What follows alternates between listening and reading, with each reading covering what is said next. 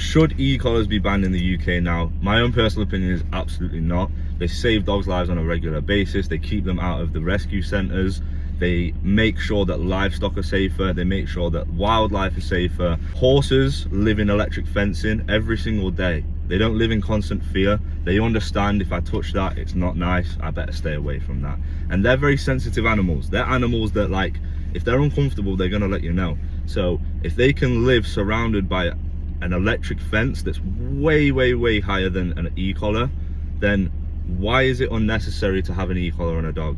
Especially when used in the right manner. The same people pushing for this ban are pushing for e-collars to be used on sheep to protect ground nesting birds. To me, that's mental. We have this whole perception that, like, dogs are up here, sheep are down here, horses are down here. Like, they're all animals and they need to be treated as such. We don't need to put dogs on a pedestal. We need to treat them like they're an animal and give them what they deserve, which is freedom. Electric fencing allows horses to have way more freedom and they're safer. The farmers know they're not going to get out of the grounds and go running around and get hurt.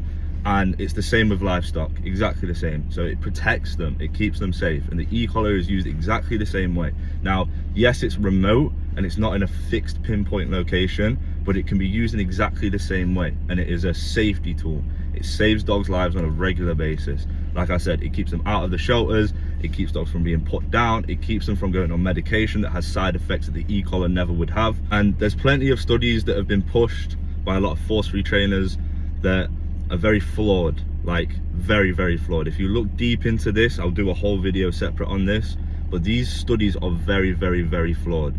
If the dog has genetics that gives them desires that are dangerous, then the most efficient and safe way to have them off lead and show them that them behaviors are not acceptable is using an e-collar. Now, we need to give them alternative places to be able to practice that behavior, like biting and chasing things, but equally you need to show them it's not acceptable to chase after a cow and try and rip it to shreds, or it's not safe to chase after a cat and try and rip it to shreds. So yeah, let me know. Like, I want to hear people's opinions on this. I want to hear about success stories. I want to hear about when people have had like problems with the e-collar and it's not helped their dog whatsoever.